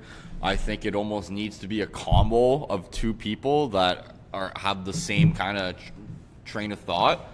And I think bringing in a young coach and a young GM that just have a better understanding of where the game's going to. Because I think if you really look at the NHL right now, a lot of these older guys are, I think they're kind of missing out on, what's really going on. I mean, I don't know how Peter Chiarelli can't foresee where the NHL is going. It's going to a speed game. The days of the Boston Bruins, dumping the puck and cycling, and Milan Lucic banging bodies. It's not that kind of game anymore. It's a speed game. I mean, it's turnovers in the neutral zone, like just gone. It's just quick passes off the boards. Fucking Connor McDavid's already in front of the net scoring a goal. Stuff like that. I mean, and you look, you can see the vast difference in the speed with guys like Milan Lucic. A guy making $6 million. I was expected like a 30 goal guy over the next 4 or 5 seasons, and the guy can't even. Well, never mind 30 points. The guy can't even break like barely 20 points. So, I mean, that's a contract Edmonton definitely needs to get off their hands somehow. I don't know how they're going to do it. They might have to package a deal with Puljujarvi. Just to get a team to take that contract off their hands. But I truly do believe, I mean, you have 2 guys that just got 100 points. They're the first 2 players to be on a team that have got 100 points in a season and didn't make the playoffs since the Pittsburgh Penguins with like Ron Francis and like Yager or something like that, or Yager and Lemieux. And they ended up winning the next 2 Stanley Cups after that. So, I mean, it's not the core players that are the issue in Edmonton. I mean, we still don't have a goalie, which has really, really killed us the last 10 seasons. We haven't had a good goalie since Curtis Joseph, and Curtis Joseph I don't even think was that good when he was at Edmonton. He wasn't a household name like he was when he went to Toronto. So, I mean, I think we need a goaltender. I like where our defense is going. I mean, we got to stay healthy. Darnell Nurse just had a 40-point season. I think that is bigger than I think people give him credit for the two-way kind of game that guy plays. I mean, Clefbaum's another guy that can get 40 points a season, so I think we definitely have, our power play guys out there. Our power play definitely improved. We were, special teams has been a terrible thing for Edmonton, but yeah, I think I see a light at the end of the tunnel, and I'm hoping Connor McDavid does too. And I know that was a long little rant there, but I mean, as a franchise player, to see the coaching changes and the general manager changes, And then you have Bob Nicholson say the fucking dumbest thing I've ever heard anybody in the NHL ever say. Tobias Ryder, 12 to 15, we'd be in the playoffs. I mean, if you really break it down, if we just got 12 to 15 more goals from our bottom six, I mean, then yeah, at some point when we were a little bit closer, yeah, we would be a playoff team, maybe. But to put it on Toby Ryder and Toby Ryder alone, I mean, Milan Lucic is making a hell of a lot more money doing jack shit as well. So I just think, I mean, like, something for Connor McDavid to hear that from Bob Nicholson, Mr. I picked Team fucking Canada. I know so much about hockey. The guy's dust. I'm sorry. Are you bitter, my friend? I mean, of course I'm bitter. 12 years of horrible management. Like, I don't know, like what's going on. Like, Daryl Cates, like, I know you're boys with all the old boys club there, but like, get some people that actually know what the hell is going on in the NHL these days and how to actually build a proper team. Because there's no way a team that has four first overall picks should be in the position that they are, especially when you have Connor McDavid and Leon Draisaitl and Nugent Hopkins. We have the deepest top 3 centers in the NHL. And then Leon Draisaitl doesn't even play center because we lack so much depth on the wing because we traded Taylor Hall and Jordan Eberle, and now we have no wingers. I mean, it just doesn't end. It just doesn't end. And now we got Puljujärvi and Yamamoto. Like, I'm hoping they turn into NHL. Yeah, exactly. Who I hope turn into NHLers and that. But, like, minor fixes. Everybody hold your breath in Edmonton. We'll be back. And, I mean, if we don't make the playoffs next year, I might just need a break from sports in general because, after the Falcons losing the Super Bowl and everything I've gone through, I just don't know if my blood pressure can take it. The blue and white bandwagon's always accepting. I like that. Now, Justin, I'm going to transition to another topic to let Dane rant because I know you kind of want to rant about the Edmonton Oilers a little bit. Dave McCaig alongside Justin Hykel and Dane Hanchrow inside the brewhouse in Northern Superior Brewing Company. Colin Miller, friend of the show, friend of myself, was on the show a couple weeks ago. A little funny story about our boy Colin. I'm going to send him a quick text. Colin Miller was fined for diving an embellishment in a Golden Knights game against the Sharks. $2,000. I haven't seen that yet. Defenseman assessed $2,000 for second incident on it, too. You had a warning the first time, and the way it breaks down, you get a warning, then you have to pay $2,000, then you pay $3,000, then $4,000, then $5,000, then $5,000, then $5,000, then $5,000. Like, it just keeps going up, right? It's Colin Miller. I just want to throw that little tidbit out there.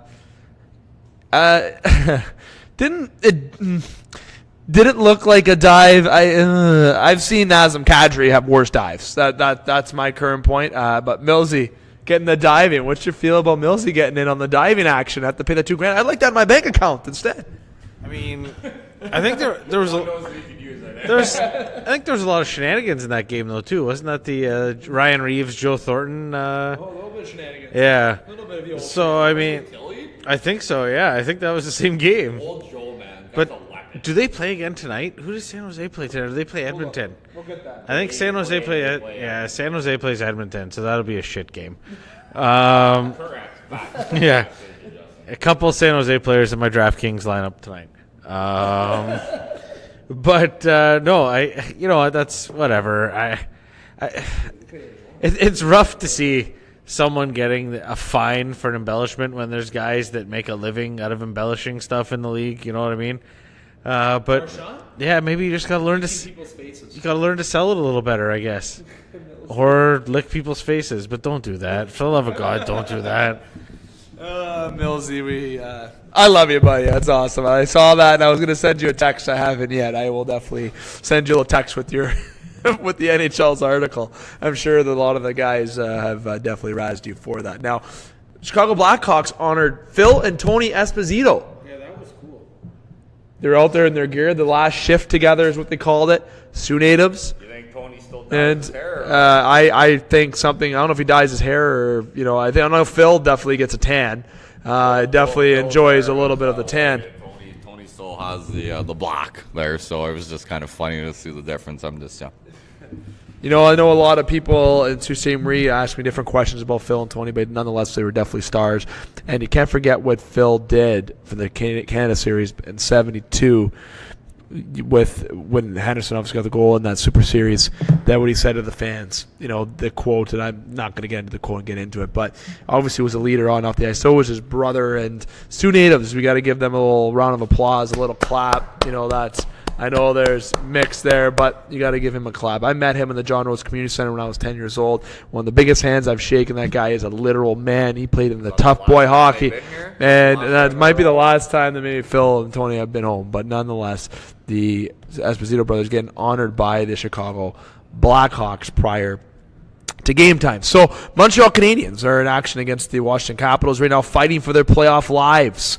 Between the Columbus Blue Jackets, and the Carolina Hurricanes and the Montreal Canadiens, the NHL standings are pretty fucking tight. And we're going to talk about this quick before we go to our multiple choice segment. Then we're going to close out with some 3 up, 3 down in baseball. We're going to get into a lot more baseball news and updates as the hockey season concludes, but because of time constraints. But the Montreal Canadiens have 2 games left. That is right now against the Washington Capitals. Their next game is against the Toronto Maple Leafs. That is on Saturday. You have the Carolina Hurricanes right now, as the Montreal Canadiens sit at 94 points. The Carolina Hurricanes sit at 95 with 2 games left. The Carolina Hurricanes, they play in their last 2 games the New Jersey Devils and the Philadelphia Flyers. They're tied 1-1 against New Jersey right now. And against Philadelphia, I would like to say maybe they have a more easier schedule than the Montreal Canadiens do. But Montreal looked very good against Tampa Bay Lightning the other night. They came out banging. I know the Tampa Bay played their 3rd goaltender, but nonetheless, you still have to play a very good hockey team there. So the Carolina Hurricanes have those 2 games as they're currently in action. The Columbus Blue Jackets, who currently hold the tiebreaker over the Montreal Canadiens due to wins having 45 and Montreal having 43. The Columbus Blue Jackets have their last 2 games of the season as they got throttled by Boston 6-2, but they got the Rangers and Senators. Now, Leaf fans are like hearing about the Senators as the Senators won that season series, but Blue Jackets and Carolina, you have to say around the table here, boys, definitely have an easier schedule than the Montreal Canadiens do, which may not be a bad thing. Does Montreal, Columbus, and Carolina, which of the 2 teams get in? This is the perfect topic to jump into before we jump into our multiple choice segment. I'm going to start with you, Justin. Early predictions here. By the time the show goes up, we're going to see a lot of changes just by tonight. But I don't know, man. I'm giving credit to Montreal where it's due. Those guys have worked hard all year, and the team that wasn't even supposed to be there is. I think Carolina's going. I honestly do. They don't want to play Tampa first round. Carolina's season this year has been something else. Just like Vegas had one of those, totally weird, different seasons last year. Carolina's had a different year this year, and they're a fun team to watch. I mean, I enjoyed watching the game against the Leafs the other night, and they filled us up. I mean, there's a couple empty nets, but listen, the rest of the team looked like shit too. But no, I think Carolina's got it. I mean, as hard as Montreal's worked all year and as big of a surprise as they've been, we had the Canadians written off. We were laughing at them all last summer. So I think this season's a pretty big stepping stone for them, but I think Carolina's just the better team of the 2. Yeah, I like Carolina to be in the playoffs. As much as it's gonna hurt Columbus. And yeah, I think Montreal beating Tampa the other day, I think it was almost like a sign. I think this team's overachieved all year, and I feel like for them just to fall short of making the playoffs is just, I don't think the hockey gods are going to go there. Not for the Montreal Canadiens. I think Columbus is going to blow it. And I mean, I think there'd be nothing more fitting than Montreal clinching a playoff spot against the Toronto Maple Leafs in the last game of the season. I think the story is it's almost already played out, and I think it's gonna be kind of a little bit of a fairy tale ending. I mean, making the first round of the playoffs and then probably losing to Tampa. But I mean, I think that's just a big step for Montreal, and I mean, definitely saves Marc Bergevin's job this year. I would say. So, yeah, I mean, as stacked as the Columbus Blue Jackets are on paper, I think they just don't have the chemistry, and I think regardless, whoever plays Tampa in the first round, I have a hard time putting money down on the third ever team to win 60 games in a season losing in the first round. So, I mean, I think it would be just a more positive thing for Montreal to make the playoffs, and I just kind of see it swinging that way. And I think Columbus just set themselves back, maybe potentially for a long time, And yeah, I'm sorry, Idaho, not Idaho. Where is Columbus? Illinois, Ohio, Idaho. Holy Christ! There's your blew it moment. Okay, I'll let that slide. Okay. Multiple choice time. I might ask you some geography questions after. Boise, Idaho. Questions with the multiple choice. Going to jump right into it. The first question I'm going to say right now. Ovechkin came out and said that he wants to stay and he wants to surpass Wayne Gretzky's goal record. Yes or no? Will Ovechkin pass Wayne Gretzky in his goal scoring? I'm going to start with Dane first, then go to Justin, then to me to conclude, and then I'll ask. Oh, actually, we'll go round table of a question each, or do you prefer me to ask the questions, fellas? I got a question. Okay, so we'll go question each around the table. I'll end to ask my question, then we'll pass it off to you, Dane, to ask your question. But to answer mine, Dane, you're up. Yeah, I actually do think he's going to beat it, and this is why. This man has missed only a handful of games in his career. I think when that man puts his mind to something, he gets her done. I think he's arguably the best goal scorer in the history of hockey. I mean, yeah, he's not going to get a 90-goal season like Gretzky got, but nobody is in today's NHL. And I think for him to be able to actually even get remotely close to Gretzky's record in today's NHL, where, the cap on goal scoring in a season is 60. I think Ovechkin and Stamkos are the only two guys that have got 60 goals in the last 10 years, 15 years. So, I mean, the consistency's always been there for Ovechkin, especially when it's come to goal scoring. And I mean, you know what? The guy might lose a step or two. He might lose, a little bit of this and that, but that guy's never going to lose his release in that shot from the fucking hash marks, and he's going to always have that one-timer. And I truly do believe he is going to catch Gretzky's record, and he might play till he's 44 like Yager did anyways. The guy's bulletproof. He's a weapon. I mean, I think he's missed maybe 30 games in his whole career. So I think just that with those points there, Ovechkin, by the end of his career, he's going to break a record that once maybe thought be impossible to break. So I think kudos on Ovechkin, and yeah, I think he's going to do it. That's my opinion about the matter. Yeah, no, I mean, I definitely agree. I definitely think Ovechkin, and even if he doesn't beat the record, it's going to be fun to watch him try. I mean, watching this guy play hockey, even at this point in his career, he genuinely enjoys being out there every night. I think if Washington is shit, in the last tail end of his career, he will just come back just so he can get. Well, that's all. He's just gonna. He loves the game. Well, he just wants to play hockey. He's one of those guys. He's like the Chelios or the, Gordie Howe, or Yager. There's just. He's just gonna keep going, and I 100% think he takes his record, and I think he's earned it. I mean, he's had a hell of a career. It took him till what is he, 33? 33. Yeah, to win his first cup. And I honestly think now that he's got the taste of it, I think now he's more dangerous than ever. But just to answer Dave's question, 100%, I think he's gonna beat that record. Well, he's over 600 goals, I think, at this point. What does he need? 894 is the record. Yeah, 894. I think he's probably going to get a couple, at least 3 50-goal seasons. I think still left in him. I mean, he's still going to have Backstrom there. He's still going to have Kuznetsov. He's still going to have Carlson. He's still going to. Yeah, and exactly. So I mean, I'm almost confident that he's going to beat it. And I just think because of just the endurance that man's had, and just he's not an injury-prone player. He's like I mentioned, missed very limited amount of time. So, I mean, I just think he's going to stick around until he gets it. So, and I think he's just and you know what? I think it would almost be like a relief to Gretzky to have.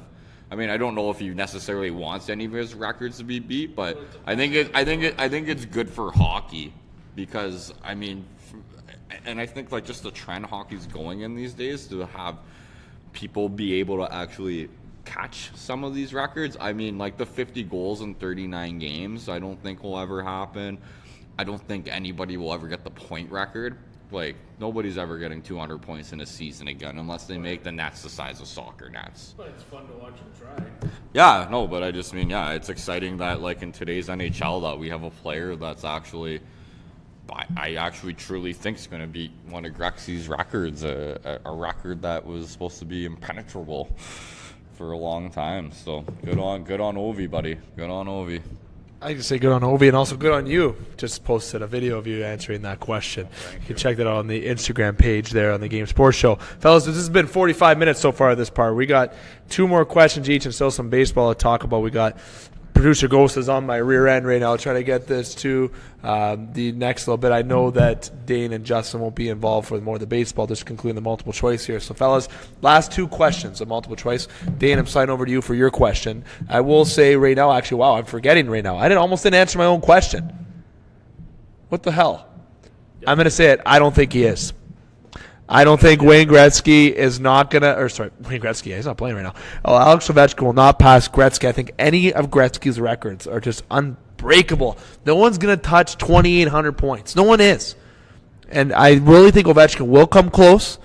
Okay, he's not getting any younger. The NHL game is not getting any slower. He will make a good run at it, but I'm going to be different. I'm going to say Alex Ovechkin's not going to get – to the record. He will come 35 goals off. And the reason why he won't finish that 35 goals is because he just can't do it anymore at that current point of his career. I'm saying no. Dane, you're up. Okay, my question is, of these 4 teams who had disappointing seasons that maybe had higher expectations, which ones do you think are going to have a bounce back year and make the playoffs? Here are my 4 teams. Florida Panthers, who I really thought were going to make the playoffs this year. Was really big on the Florida Panthers. The Anaheim Ducks, who plagued by injury and had a disappointing year. The Edmonton Oilers, who, I mean, you can have every excuse in the book for the Edmonton Oilers as to why. And my last team for not making the playoffs, who I don't know if it would be overly disappointing, they've been kind of trending this way, would be the Chicago Blackhawks. But because they've added pieces, I think a team that may be able to bounce back. So. Justin, I'm going to go to you first. Ooh. I mean, that's a pretty good one. Personally, I want to say the Ducks. I think with, as far as their defense goes, their defense is rock solid. Their goaltending is pretty good, and their scoring really isn't that bad. I think they're kind of cap fucked with some of the contracts they have. Getzlav and Perry's contracts kind of hurt them a little bit, but they're, as far as the modern NHL cap goes, they're not as crippling as the 10 and $14 million a year contracts. So I think the Ducks are kind of poised to bounce back and make the playoffs again next year, and that's a quick and dirty answer. Quick and dirty answer. Okay, so to remind listeners of the question before I even get into the answer, you had the Florida Panthers, you had the Anaheim Ducks, Chicago Blackhawks, the Edmonton Oilers as your multiple choice question in terms of what team will bounce back. I'm going to say right now that the team that's quote-unquote going to bounce back would be the Florida Panthers. I want to say the Florida Panthers because Dale Tallon came out and said that he is going to spend money. He is not going to be shy spending money. The Tampa Bay Lightning can't afford Panarin. They don't need Sergei Bobrovsky. Last I checked, they have Andrei Vasilevsky in between the pipes. Bobrovsky and Panarin will end up on the same team together next year. That's my prediction. I may be wrong. Sometimes I am, sometimes I'm not. Florida will spend money. They will give the money that Panarin and Bobrovsky both want. the Florida Panthers will be the team that will bounce back next year and be a wild card team in the playoffs. They will not be ahead of Toronto. They won't be ahead of Boston, and they certainly won't be ahead of Tampa Bay. They have a chance to be ahead of Montreal, though. Between Florida, Montreal, and also the Carolina Hurricanes, those will be the teams hovering for the wild card spot again next year. Florida, I think, will make it next year to the playoffs because they are going to spend that money this year, and they have the talent right now to get the job done. They just need some more pieces added. Dane, answer to your topic. You guys might not like this answer. I honestly think maybe most of these teams will make the playoffs, but I think the team that's going to have the best chance, and I think because it's a life or death scenario for the city of Edmonton and everybody that is involved with the Oilers, that they have to make the playoffs next year. And I honestly think the goaltending is the one thing that scares me a little bit, but I just think, I mean, you don't have a franchise player like Connor McDavid, and you can't be a bad team like that for that long. And I think the pressure's on in Edmonton, and I think we got good young pieces coming up from the AHL, and I think, and I think they're almost in a similar boat as Florida, just with less pressure from the media and because there's not the big enough fan base there, but definitely another really good young team that's underachieving. But, I'm going to go with Edmonton, and I'm going to say because they literally fucking have to make the playoffs for the sake of everybody's sanity that is an Oilers fan. And you got 200-point players on your team. I mean, you only got to have a couple minor tweaks at the bottom hopefully to be a good competitive team. Yeah, Tobias Reeder. Yeah. Justin, your topic, my friend. I mean, we kind of covered most of any of the topics I had come up with today in the Leafs playoff rants against the Bruins. So I'm going to go really, really off the board here based on movie trailers that I've watched this week. What are we more excited for here? The Joker movie trailer, which was pretty good this week, or the third and final Avengers trailer that came out this week? You can get our superhero movie fix in here. I'm going to go to Dave first because he got excited like I do over fresh gnocchis when I mentioned the Joker trailer. It's funny how you say fresh gnocchis because we had fresh gnocchis today. Unfortunately, Dane's the one who cooked the fucking fresh gnocchis. I put them in. He said he'd watch them. I don't know what the fuck he was watching. He must have been watching the Joker trailer while the fucking gnocchis were in the. I don't know. I don't know what he was doing. I don't know if he's cleaning the stain off his coat. It's atrocious. Atrocious. It's no lack of caring, absolutely. But I will say, in terms of watching that trailer with the Joker, you are such an asshole for putting me on the spot there on that because, I am a huge Joker fan. Literally the huge Joker fan. I'm when I get a sleeve, I'm putting the Joker on it, much as everyone's disagreeing to that. So I'm torn. I'm sorry, Joaquin Phoenix. I got to say the Avengers. I am more excited for the Avengers because of this. I have watched the Avengers for the last 10 years with all the stories. It's like watching, for you, Dane, Game of Thrones, right? Season 8 for you is literally, there's nothing else that's more important than Game of Thrones when that's on. That's so like there's no answer. So like that is my examples that when you are watching and dedicated to something, you're invested. I'm huge on the Joker, massive. I am gonna go to that movie first night, and I'm gonna probably dress like the Joker and act like him the whole entire time, and might get arrested. So that's right. I forgot about that. Yeah, that's too soon. I forgot about that, but nonetheless, okay. Nonetheless, I was very torn to choose that answer because of how pumped I am. But the Avengers, it's the end game, man. I gotta say, I'm giving you support. Dane, a non-sport question, the multiple choice. He can also throw Game of Thrones. I mean, you can't. No, that's rhetorical. No. I mean, Endgame, I'm far more excited for than the Joker movie. I think this new Joker movie is trying to be a little bit too much origin and making up like their own thing. I really just don't get like the actual Joker vibe from it. It seems like it's a totally separate thing, which might be good, it might not be good. But Endgame, man. I mean, 20 movies into this MCU universe, and we get this final showdown with Thanos. I mean, God, the build-up. It's like Game of Thrones, essentially. So much build-up to this point, and yeah, now we got a 3-hour. I can't believe the runtime is 3-hour movies for this. Like, for an action movie, that seems a little bit much to like keep a flow of an action movie for 3 hours. But I mean, I got faith. We're gonna have all our favorite superheroes there. Mine is Batman. Mine is Superman. Mine is all the DC superheroes, because poor DC. But yeah, the rest of our favorite superheroes. Yeah, I'm excited, man. Spider-Man's gonna be back, obviously. And spoiler, they're coming back. Black Panther, Scarlett Johansson's supposed to have her own movie. I think things are growing. Justin, what's your answer to your question?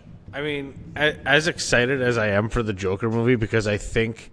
Oh, he's going to be fucking awesome. I think it's, like, where they're going with it is totally... Awesome. Like, it's not an origin story, like... It's not an origin story of a villain. I think they're painting this, like... It's the Joker like a Batman movie. So why the Joker was right in doing what he thought he was doing, much like Batman was right in doing what he was doing. He just had more movies made about him. I think it's an interesting concept, and I think that one's going to be interesting. But as far as the Avengers goes, like, come on, I'm jacked for this. I'm barely sleeping right now, and we're like 3 weeks out. By the way, if you start watching with the Marvel movies tonight, you can watch every Marvel movie leading up to Endgame, one movie a night leading up to the Endgame, and you'll have a movie a night kind of thing going on. Yeah, I rambled on there. My math didn't really check in my brain, but April might be the biggest year for movie TV, just cinema in general, in a very long time. Yeah, no, it's going to be a serious couch/movie theater seat month going on. No, but I'm excited. Ideally, the Hulk comes back and takes care of business. That's where I'm at with that. Spoiler alert, I think Captain America's dying, but we're going to move from that. Move on from that. There's my little asshole spoiler. The lack of contract renewals would lead me to I think they're potentially moving on. Dying in a heroic. You guys are not staying for the multiple choice segment, so I'm going to sign you guys off quick. I got a couple minutes left. Dana, thanks for coming on by here tonight, and I will see you back at the apartment hopefully next week, my friend. Hopefully you got one more show left in you. I'll be back at the apartment tonight, not next week. But I just want to throw a shout out. Oh yeah, I'm gonna try. I can't promise. So this might be my last show until like October. So a long time. Don't miss me, everybody. And I just want to say happy birthday to my buddy Wesley Johnson, who I'm gonna go pick up and bring out for a beer right now. I was going to save that for the end. Good job. That's all you. Justin, thanks for coming on by here tonight, my friend. Yeah, no, it was a good time as per usual, and we'll touch base again next week once the Hounds are back in the Sioux. Absolutely, fellas. Thank you. Dave McCaig alongside Dane Hanchrow and Justin Hykel letting the boys sign off here for Northern Superior. Got a couple minutes left with me here tonight. Going to get through and finish some 3 up, 3 down. First point, Troy Tulowitzki back on the DL. Welcome home, buddy. Hope you like it there. Hope you stay there all year, too. You hit a home run, you get all jacked against the Jays. Relax. They're paying you. They're the one that's supporting the family right now at home, it seems like. Troy Tulowitzki back on the DL. How many games will he spend on the DL, do you think? Like I said before, I think he's going to spend over 50% of the season on the DL. Second point I'm going to jump into right now. Vladimir Guerrero Jr. should join the Class A Dundee as the next step in his injury recovery, as Sportsnet has reported. Vlad Jr., hope he stays in the minors for the entirety of the season to continue his impressive year from last year and just keep going and keep getting better. The Jays this year are on a rebuild. I don't think it's appropriate for him to come up yet. I think next year would be the best time for him to allow another additional year following that of rebuilding time before they make some serious noise in the playoffs. And Vlad Jr., excited to have you back, man. Excited to see you in a Jays uniform eventually sometime soon. Now, third and final point when it comes to baseball this week. And as you can see, 2 of the points are going to be about the Toronto Blue Jays. The Toronto Blue Jays have traded Kevin Pillar to the San Francisco Giants. I want to say thank you to Kevin Pillar for everything that he has done for the Toronto Blue Jays organization. Superman for real, Man of Steel, fan favorite. I know the ladies loved him too in terms of being a handsome dude. Kevin Pillar was the reason why a lot of the big years a couple years ago were what they were. Defensively, he was an absolute stud. Too bad we couldn't have a championship together there with you, my friend. But I say friends like we're friends. But I feel like when you're a fan of a team and you follow a team, you're just really invested into them. And he just was a guy who loved the fans, was big in the community. But now he's going to go to a team that is determined to try to get into the playoffs this year and try to be successful and win a World Series and get back to what they were.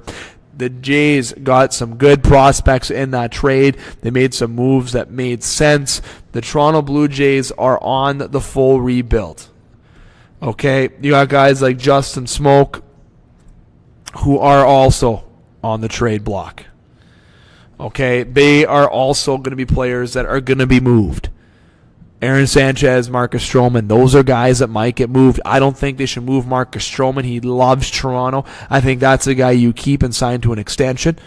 Aaron Sanchez, he has a new agent, and he's pretty much said he likes to test the free agency market. Nonetheless, I think that's a guy you do trade. Justin Smoke, Aaron Sanchez, the return that you can get, it's absolutely amazing. I would go that route. And Kevin Pillar is going to be going around center field in San Francisco, and he is going to get an opportunity to be a big part of them trying to get back into the playoffs, as I mentioned. And the tears that he was setting on his last interview, how emotional that was. I almost started shedding a few tears because it makes me remember of the team that was so successful just a few years ago and how time flies by. They acquired DePaula and Alan Hansen and Derek Law from the San Francisco Giants. Now, DePaula is a 21-year-old, started last year in Class A Staten Island Yankees before being acquired by San Francisco in the Andrew McCutchen trade. He's 6'3", 165, right-handed pitcher, 1.72 ERA. Big pitcher who's going to be a threat. That is a big part of that trade. I like that move. Our bullpen is getting built and getting built. I don't know if you watch right now with the Jays, they have one of the best pitching in baseball at this current date. Yes, they do. I've never said that in the past few years. They have one of the best bullpens in the game right now. Just telling you. Hansen, 26-year-old, has hit 252, 17 doubles, 5 triples, and 8 home runs over 110 games for the Giants. He's 6 foot 170, switch hitting infielder. Okay, and he has 12 home runs, his career 51 RBIs over 243 games.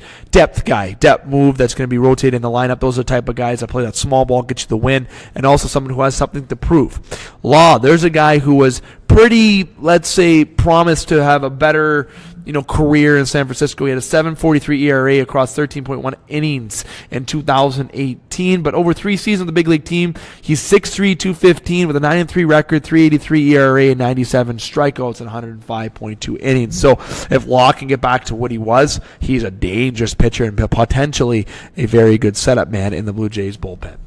So that's going to round up the 3 up and 3 down in terms of the Major League Baseball. The Toronto Blue Jays are currently in action against the Cleveland Indians. Now, the Cleveland Indians, of course, right now in Cleveland are currently down 2-0 in the bottom of the 7th. 3-4 Blue Jays after winning 2 games and splitting the series against the Tigers. Jays are 1-2 since. They ended up winning 1 game against the Baltimore Orioles. Now having the series against Cleveland. Not big expectations from the Toronto end this year. They're just going to be able to get to the point of getting some baseball games in to try to rebuild this team and get that experience for a lot of the young guys.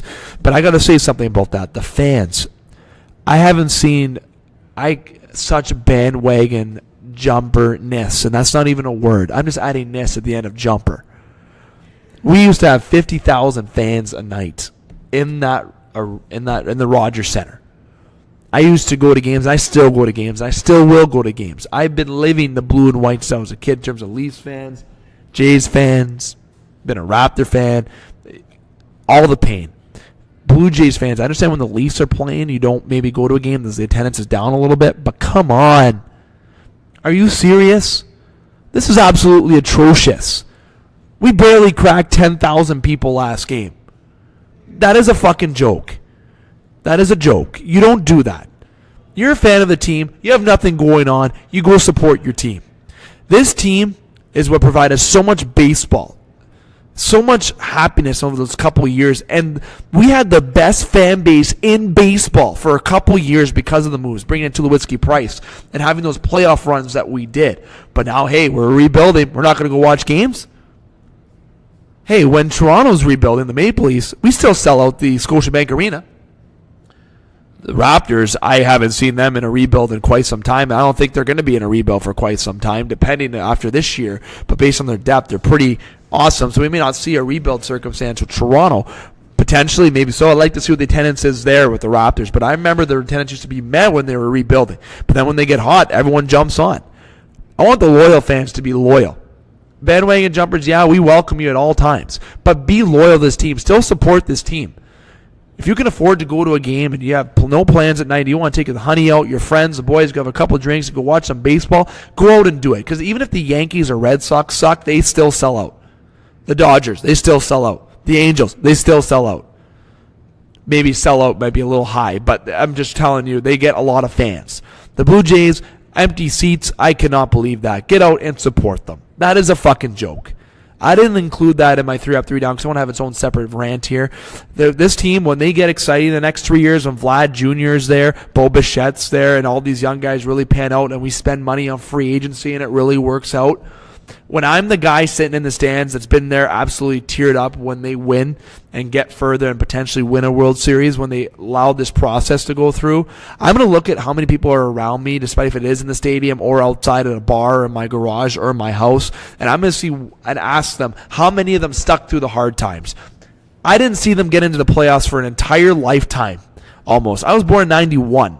They won the World Series back-to-back. I was still a little guy. By the time I was able to remember games, I didn't see them get into the postseason until the last couple years ago when they acquired Price and Tulowitzki that year and when they lost to the Kansas City Royals.